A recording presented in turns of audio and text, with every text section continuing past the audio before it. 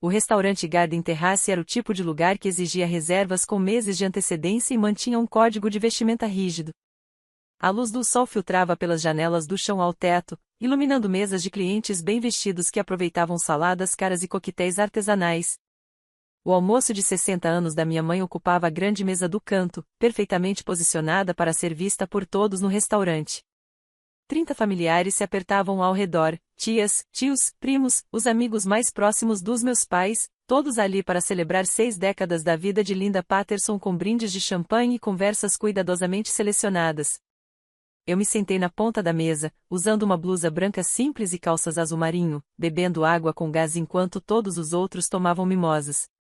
Minha irmã mais velha, Verônica, reinava no centro, sentada ao lado da mamãe em um vestido de grife que provavelmente custava mais do que meu aluguel mensal. O marido dela, Douglas, estava ao lado, parecendo importante em seu terno de advogado. Meu irmão mais novo, Marcos, se sentava de frente para mim, ao lado da esposa grávida, Ashley, ambos radiantes com a expectativa do primeiro filho. Papai presidia a mesa de sua posição ao lado da mamãe, observando a família com a satisfação de um homem que construiu uma vida bem-sucedida. E então havia eu, Natalie Patterson, a filha solteira, a mulher de carreira, a decepção da família que priorizou o trabalho em vez de casamento e maternidade. A Natalie parece cansada, observou a tia Susan, 3 lugares adiante, a voz atravessando facilmente a mesa. Você está dormindo bem, querida? Está com um ar meio abatido. Estou bem, respondi. Só ocupada com o trabalho. Sempre trabalho com você, ela suspirou. Sem tempo para mais nada. A Natalie é casada com a carreira dela, disse Verônica com um sorriso que não chegava aos olhos. Não é, Nath. Seu trabalho é toda a sua vida. Eu gosto do que faço, respondi simplesmente. Gosta até demais, se quer saber, disse papai, cortando seu filé. Uma carreira é importante, mas não deveria ser tudo. Veja a Verônica. Ela é uma advogada bem-sucedida e ainda assim encontrou tempo para se casar, ter filhos, construir uma família. Verônica sorriu com falsa modéstia. É questão de equilíbrio, pai, fazer tempo para o que realmente importa. Ao contrário da Natalie, acrescentou Marcos, prestativo, que trabalha 70 horas por semana e volta para um apartamento vazio. Não é vazio, eu disse. Eu tenho um gato. A mesa inteira riu. Até mamãe, embora tentasse esconder atrás do guardanapo. Um gato, repetiu o tio Richard. Bem, pelo menos você tem alguma coisa. Embora um gato não seja exatamente substituto para marido e filhos, disse a tia Carol. Sem ofensa, Natalie, mas você tem 34. O relógio está correndo. O relógio biológico, esclareceu Verônica, como se eu não fosse entender. Se você quer filhos, deveria começar logo.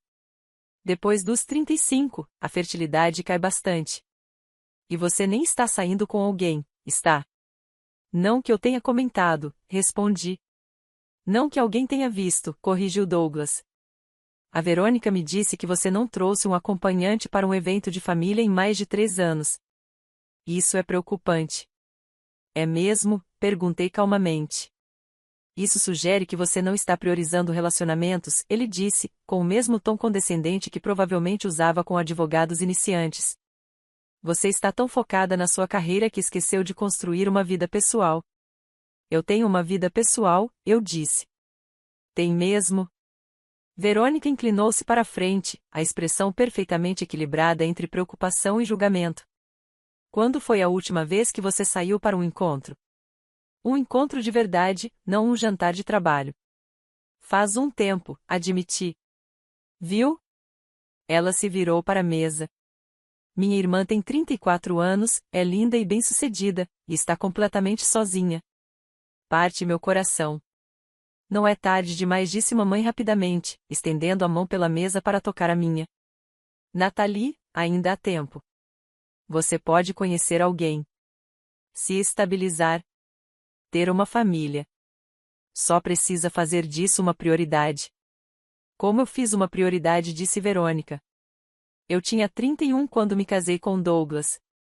Tivemos nosso primeiro bebê aos 33. Agora temos 2 filhos lindos e um terceiro a caminho. Ela tocou a barriga ainda plana. O anúncio percorreu a mesa com suspiros e parabéns.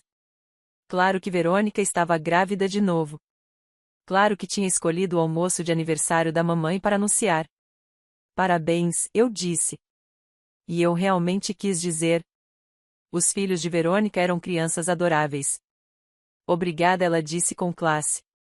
Estamos radiantes. 3 filhos aos 36. Douglas e eu estamos construindo uma família de verdade. A ênfase em de verdade foi sutil, mas clara. Ao contrário de algumas pessoas, disse a tia Susan, olhando para mim com pena que vão morrer sozinhas, tendo apenas conquistas profissionais para mostrar. Susan, disse mamãe, fraca. Mas ela não discordou. Estou só dizendo o que todo mundo está pensando, continuou a tia Susan. Nathalie, você é uma garota adorável. Inteligente, bem-sucedida. Mas de que serve uma carreira se você não tem ninguém com quem compartilhá-la?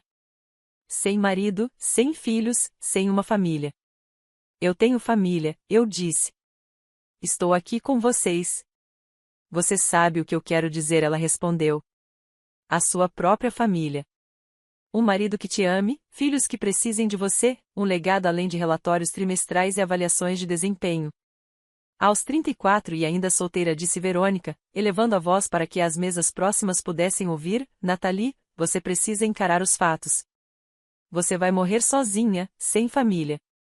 Apenas uma série de conquistas que não vão te manter aquecida à noite nem te visitar quando você envelhecer. A mesa ficou em silêncio. Todos esperando minha resposta.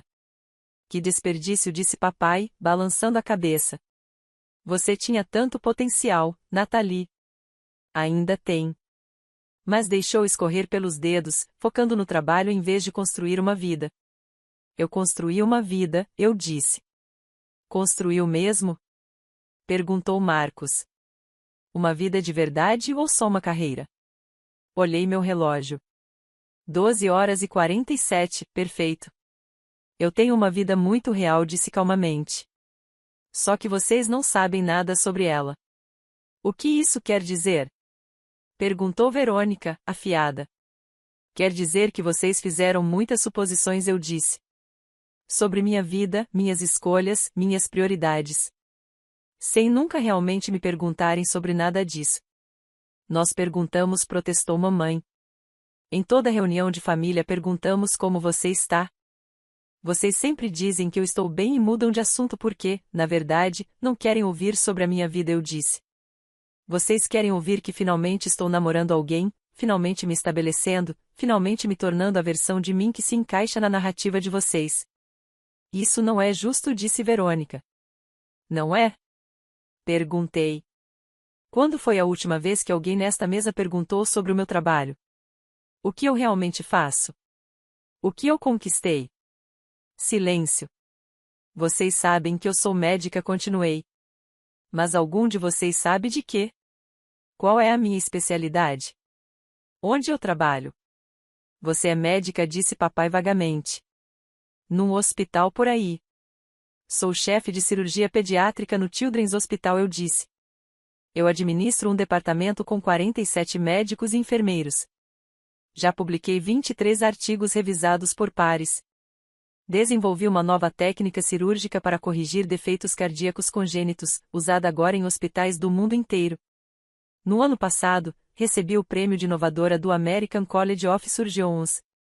A mesa inteira me encarou. Mas nenhum de vocês sabe disso, eu disse. Porque nunca perguntaram.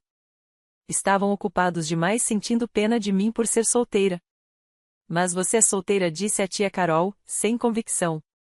Sou mesmo? Perguntei. Os olhos de Verônica se estreitaram. Você está dizendo que não é solteira? Olhei meu relógio novamente. Bem, estou dizendo que vocês deveriam parar de fazer suposições, respondi. As portas do restaurante se abriram. Eu havia calculado tudo perfeitamente. Michael me mandara mensagem 5 minutos antes, avisando que estavam estacionando. Eu havia calculado exatamente quanto tempo levaria para tirar as crianças do carro, passar pelo saguão e chegar à entrada do restaurante. Meu marido entrou primeiro. O Dr. Michael Tin era impossível de ignorar. 1,88 metros, impecavelmente vestido com calça social e camisa, carregando nossa filha de 5 anos, Emma, no colo, enquanto segurava a mão do nosso filho, Oliver. Ele tinha aquela confiança natural de quem é um dos melhores neurocirurgiões pediátricos do país, combinada com a ternura de um homem completamente confortável na paternidade. Atrás dele, nossa babá, Maria, carregava nossa filha de 6 meses, Lily, no canguru. O restaurante inteiro pareceu pausar. Vários clientes reconheceram Michael. Seu rosto havia saído na capa de uma revista médica no mês passado por seu trabalho revolucionário em neurocirurgia pediátrica. Ele me avistou e sorriu o sorriso brilhante por quem me apaixonei 7 anos atrás. Começou a caminhar em direção à nossa mesa. 3 crianças e uma babá atrás dele. Eu me levantei, observando as reações da minha família. Mamãe ficou pálida. O garfo de papai congelou no ar. Verônica parecia ter levado um tapa. A boca de Marcos estava literalmente aberta. Mamãe! Emma gritou, esticando os braços para mim quando se aproximaram. Michael a colocou no chão e ela correu os últimos passos, se jogando nas minhas pernas com a empolgação que só uma criança de 5 anos tem. Oi, meu amor, eu disse, pegando-a no colo e beijando sua bochecha. Você se divertiu no aquário? A gente viu lontra, ela anunciou. E o papai comprou sorvete mesmo não sendo hora da sobremesa. Michael chegou até nós e se inclinou para me beijar. Um beijo de verdade, do tipo que não deixava dúvidas de que éramos casados. Feliz aniversário para sua mãe, ele disse. Desculpe o atraso. O espaço das lontras estava mais concorrido do que esperávamos. Oliver se chocou contra o meu outro lado, abraçando minha cintura. Mamãe, a gente pode ter uma lontra de estimação? Por favor? Vamos conversar sobre isso, eu disse, rindo. Maria chegou com a bebê Lily, que fazia aqueles barulhinhos de fome que eu reconhecia imediatamente. Ela vai precisar mamar logo, Maria avisou em voz baixa. Em alguns minutos, eu disse, pegando Lily do canguru e acomodando-a no meu ombro. Ela se acalmou na hora, contente só de estar no meu colo. Eu me virei de volta para minha família. 30 pessoas me encaravam em completo silêncio. As mesas ao redor também olhavam, claramente entretidas com o drama que estava se desenrolando. Pessoal, eu disse com calma, gostaria de apresentar meu marido, o Dr. Michael Shen. Michael, esta é a minha família. Michael estendeu a mão para o meu pai, que apertou automaticamente ainda chocado demais para falar. Senhor Patterson, é um prazer finalmente conhecê-lo. A Natalie fala muito sobre o senhor. O marido dela há 7 anos, Michael confirmou. Nos conhecemos durante a residência em Johns Hopkins. Casamos 6 meses depois. A melhor decisão que já tomei. Ele olhou para mim quando disse isso, e o amor nos olhos dele era tão evidente que algumas mulheres nas mesas próximas literalmente suspiraram. E estes são nossos filhos, continuei, enquanto Emma e Oliver se apertavam contra meus lados. Emma e Oliver têm 5 anos, são gêmeos. E está é Lily, nossa caçula, de 6 meses. Crianças, mamãe sussurrou. Você tem crianças? 3, confirmei. Embora estejamos pensando em tentar mais um. O Michael quer 4 no total. Eu ainda estou indecisa.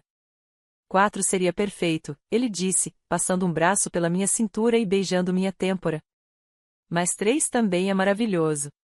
Você é casada? Verônica disse, a voz ficando aguda. Você tem 3 filhos, e nunca nos contou. Vocês nunca perguntaram, eu disse simplesmente. Estavam ocupados demais dizendo o quão solteira eu era, como eu morreria sozinha, como estava desperdiçando minha vida na carreira.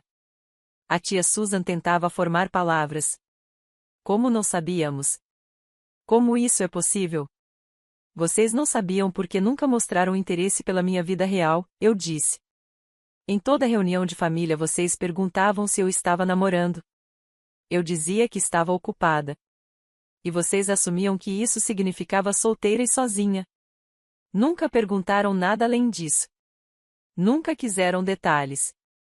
Preferiram preencher as lacunas com suas próprias suposições. Você mentiu para nós, acusou Verônica. Eu nunca menti, eu disse firmemente. Nunca disse que era solteira. Vocês presumiram. Quando perguntavam se eu estava namorando, eu dizia que estava ocupada, o que é verdade. Entre cirurgias, pesquisas e criar 3 filhos com meu marido, eu estou muito ocupada. Você nos induziu ao erro de propósito, disse Douglas. Eu deixei vocês acreditarem no que queriam acreditar, corrigi. Existe uma diferença. Michael tirou a carteira do bolso e mostrou ao meu pai uma foto. Esta é do nosso casamento, há 7 anos. Uma cerimônia pequena, apenas amigos próximos e colegas. Teríamos convidado a família, mas a Natalie disse que vocês iam presumir que ela estava cometendo um erro por se casar tão jovem e tentariam convencê-la a desistir. Isso não começou, mamãe. Mas é sim, interrompi. Vocês passaram a minha vida adulta inteira dizendo que eu era focada demais na carreira, ambiciosa demais, independente demais. Se eu tivesse dito, aos 27 anos, que iria me casar com um neurocirurgião que eu conheci havia 6 meses, vocês teriam dito que eu estava agindo por impulso, jogando meu potencial fora, cometendo um erro. O silêncio culpado confirmou. Então nós fugimos para casar, disse Michael alegremente. Melhor casamento que eu poderia ter imaginado. Só nós dois, 2 testemunhas e um juiz de paz. Depois voltamos para o trabalho. Tínhamos cirurgias marcadas no dia seguinte.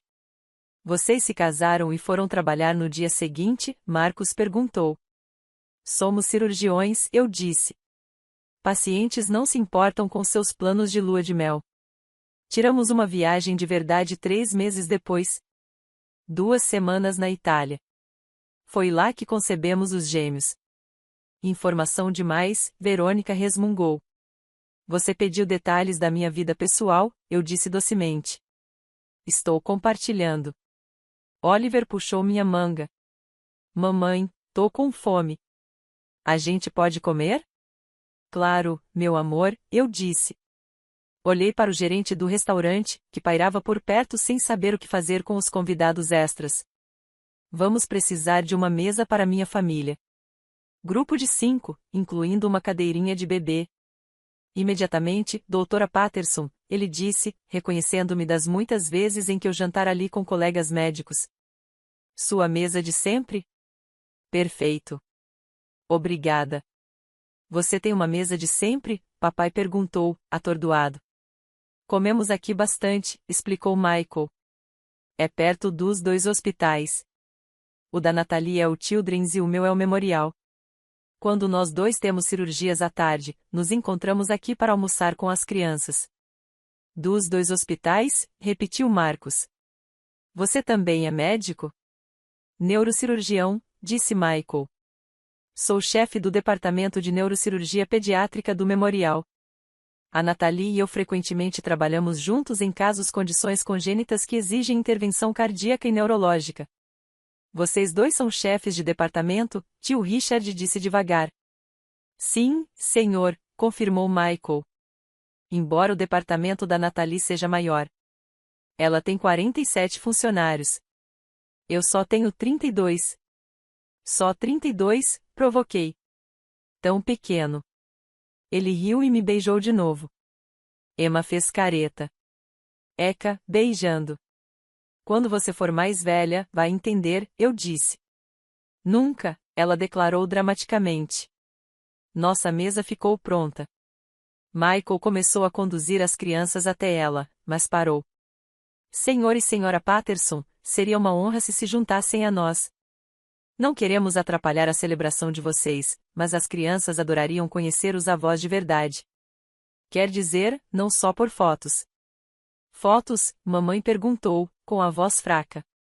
As que a Natalie mostra para eles, disse Michael. Ela tem um álbum inteiro de fotos da família. As crianças conhecem o rosto e o nome de todo mundo. Emma e Oliver conseguem dizer o nome de todos os primos, mesmo sem nunca terem conhecido nenhum. A gente prática, Emma disse orgulhosa.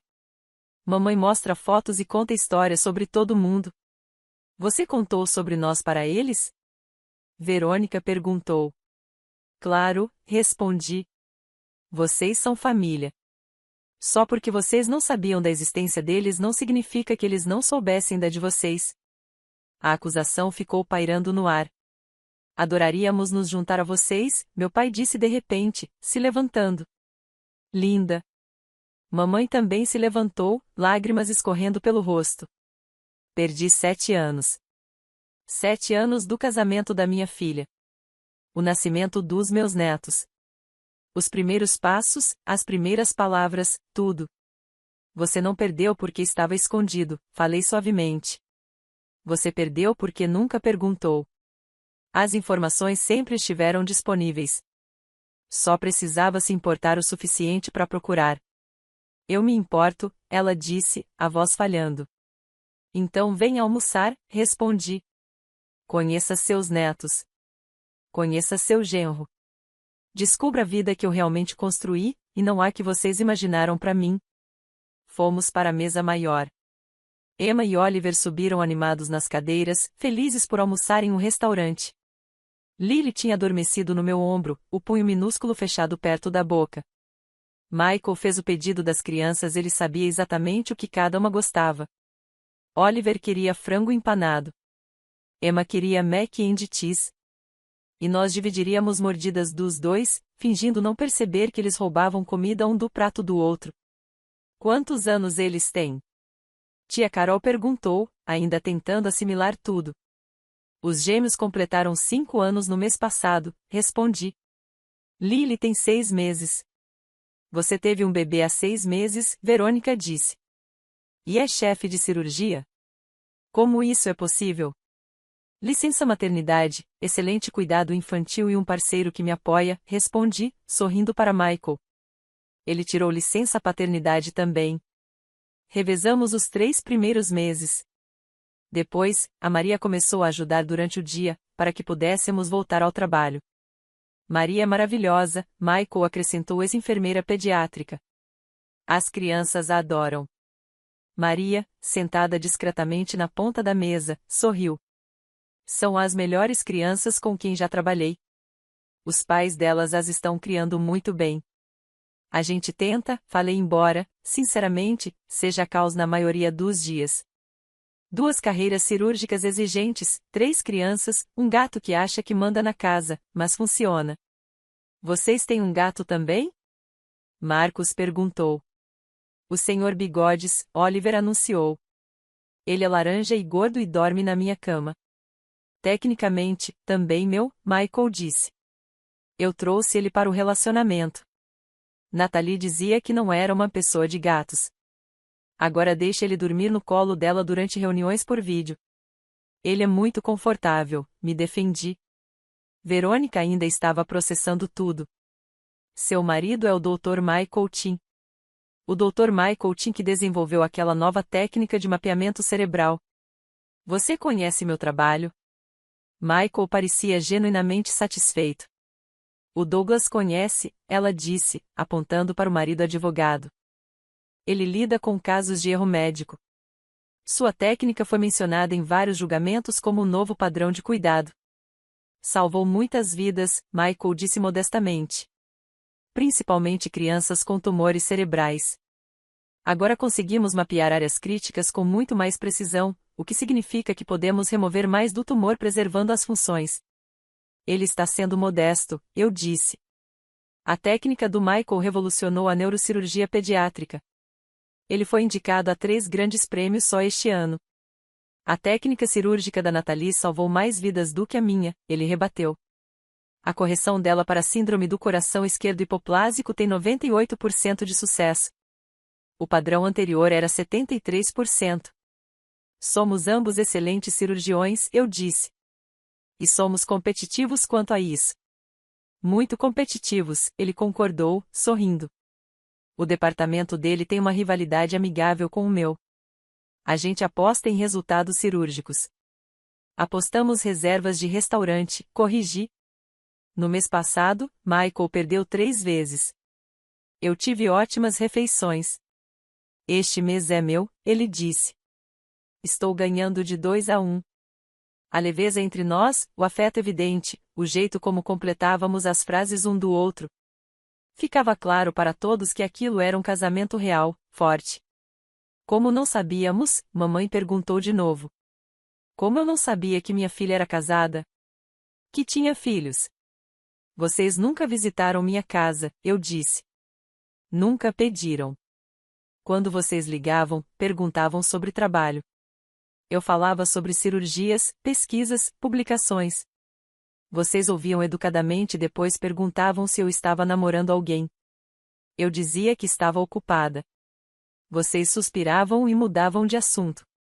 Mas as redes sociais, tia Susan disse. Com certeza você postou sobre o casamento, sobre as crianças. Eu não uso redes sociais, respondi. Nunca usei. Muitas preocupações de privacidade por causa dos meus pacientes.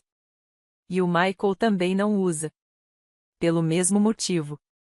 Seus colegas devem ter comentado, Verônica insistiu, desesperada, procurando alguém para culpar. Alguém que conhecemos deve trabalhar com você. Provavelmente, concordei. Mas eu uso meu nome de casada no hospital Doutora Natalie Tim, minha família me conhece como Doutora Patterson. A conexão não é óbvia, a menos que você esteja realmente procurando. Doutora Tim, meu pai repetiu. Você mudou seu nome. Mudei, confirmei. Quis compartilhar o mesmo sobrenome do meu marido e dos meus filhos. Parecia importante. Nós colocamos os 2 sobrenomes nas crianças, Michael acrescentou.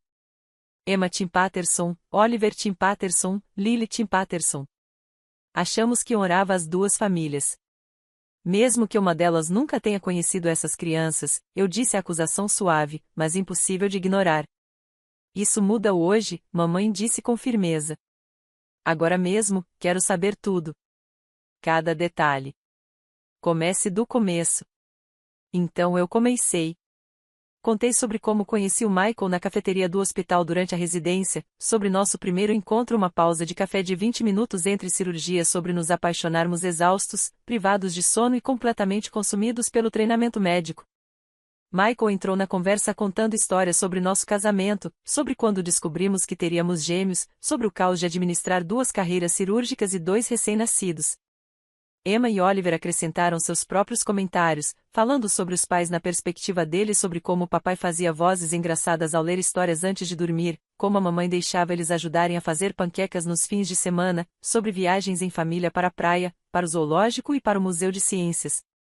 Lily acordou e precisava mamar, então eu me levantei por um momento enquanto Maria a levava para a sala de amamentação privada do restaurante. Quando voltei, Michael estava com Emma no colo e explicava ao meu pai como funcionavam os caminhos neurais usando sachê de açúcar como demonstração. Seus filhos são brilhantes, meu pai disse, observando Oliver contar os pedaços de frango usando matemática avançada para um menino de 5 anos. Eles são crianças normais, eu disse. Inteligentes, sim, mas principalmente amadas e com oportunidades de aprender. Eles querem ser médicos? Tia Carol perguntou. Emma quer ser veterinária, eu respondi. Oliver quer dirigir trens. Lily é jovem demais para ter opiniões além de leite por enquanto. A gente apoia o que eles escolherem ser, Michael disse. Contanto que sejam apaixonados e trabalhem duro. Bons valores, tio Richard observou. Vocês estão criando-os muito bem. A gente tenta, eu disse. Mas pergunte de novo na adolescência. Podemos estar fracassando espetacularmente até lá. Vocês não vão, mamãe disse com convicção. Vocês são pais maravilhosos. Consigo ver isso em apenas 1 hora. 7 anos tarde demais para ver, Verônica murmurou. Antes tarde do que nunca, eu disse e me surpreendi ao realmente sentir isso. Você não pode mudar o passado, mas pode escolher o que acontece depois. O que acontece depois, mamãe disse, é que vou conhecer meus netos, meu genro e a vida real da minha filha, em vez da imaginária que criei. Eu gostaria disso, eu disse. Eu também, acrescentou meu pai. Mas tenho uma pergunta. Sim? Por que contar agora? Por que não continuar deixando a gente acreditar que você estava solteira? Olhei para Michael, que assentiu encorajando. Porque o batizado da Lily é no mês que vem, eu disse. Vamos fazer a cerimônia na nossa igreja. A família do Michael estará toda lá, os pais, os 3 irmãos, 14 primos, incontáveis parentes. E eu percebi que queria minha família lá também. Mesmo que isso significasse ter esta conversa. mesmo que significasse enfrentar todas as suas suposições. Estaremos lá, mamãe disse imediatamente. Com certeza estaremos. Todos nós, Verônica acrescentou. Quer dizer, se formos convidados. Vocês estão convidados, eu disse. Todos vocês. As crianças devem conhecer os primos, ter jantares de domingo com os avós, crescer conhecendo a família. Mesmo que tenhamos sido terríveis, Marcos perguntou baixinho. Mesmo que sim, eu confirmei. Família não é sobre ser perfeito. É sobre aparecer, tentar, se arrepender, crescer. Palavras sábias, Michael observou, vindo de alguém que vive dando palestras para os residentes sobre a importância de aprender com os erros. Eu sou uma excelente palestrante, respondi. A melhor, ele concordou, beijando minha têmpora. Emma franziu o nariz novamente. Tanto beijo assim? Acostume-se, Oliver disse a ela. Eles se beijam o tempo todo em casa também. É nojento, ela declarou. É amor, corrigi. Um dia, você vai entender. O almoço se estendeu por mais 2 horas. Minha família fez perguntas de verdade sobre minha vida, meu trabalho, meus filhos. Michael encantou todo mundo com histórias e explicações médicas.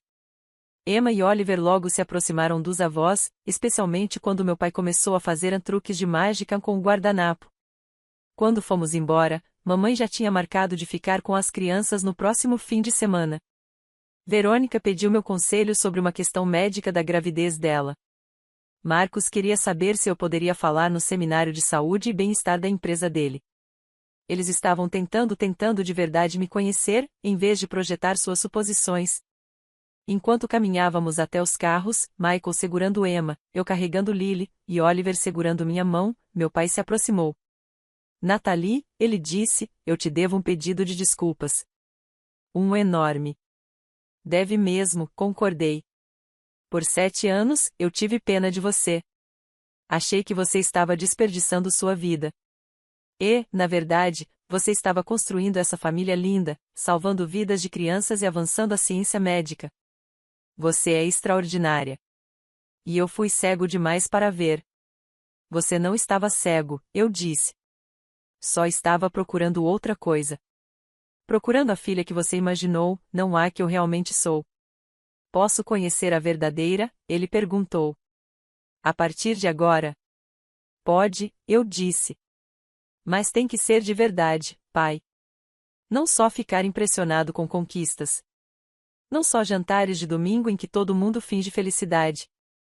Relação real, interesse real, esforço real. Eu consigo, ele prometeu. Então sim, respondi. Você pode me conhecer. A verdadeira eu. Ele me abraçou então, tomando cuidado para não apertar a Lily entre nós. Eu te amo, disse ele. Deveria ter dito isso mais vezes. Deveria ter mostrado melhor. Você pode mostrar agora, eu disse. Aparecendo para seus netos. Sendo o avô que eles merecem. Eu vou, ele prometeu. Com certeza vou. Voltamos para casa na nossa minivan.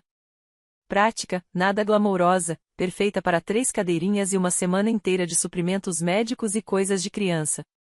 Isso foi bem melhor do que eu esperava, Michael comentou. Melhor do que eu esperava também, concordei. Sua irmã parecia que tinha sido atropelada por um caminhão. Ela vai se recuperar, eu disse. Verônica é resiliente. Você acha que eles realmente vão mudar? Talvez, eu respondi. Ou talvez só ajustem a própria narrativa. De qualquer forma, nossos filhos vão conhecer os avós.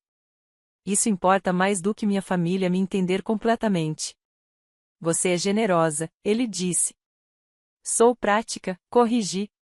Guardar rancor exige uma energia que eu prefiro gastar em cirurgia e nas crianças. Sábia e linda, ele disse, estendendo a mão para apertar a minha. Beijando. Emma gritou do banco de trás. A gente nem está se beijando, protestei. Mas vocês estão pensando nisso, ela disse. Eu sei. Michael riu. Ela é sua filha. Assustadoramente perspicaz. Nossa filha, corrigi. E sim, às vezes ela me apavora. Entramos na garagem da nossa casa, uma casa modesta em um bom distrito escolar. Nada luxuoso, apenas lar. Nosso lar cheio de brinquedos e artigos médicos e amor e caos e tudo que fazia a vida valer a pena. Naquela noite, depois que as crianças dormiram e Michael revisava exames da cirurgia do dia seguinte, eu sentei no nosso quarto olhando fotos do almoço. Mamãe segurando Lily. Papai fazendo truques de mágica para os gêmeos. Verônica parecendo chocada, mas tentando sorrir. 7 anos de suposições destruídas em uma única tarde. Fiquei pensando se eles realmente mudariam ou se aquilo era só uma breve interrupção na narrativa que preferiam. Mas, de qualquer forma, eu tinha o que importava. Um marido que me amava. Filhos saudáveis e felizes. Uma carreira que salvava vidas em medicina avançada. Uma vida que eu construí nos meus próprios termos. E se minha família finalmente quisesse fazer parte dessa vida, bem, sempre havia espaço para mais um na mesa do jantar.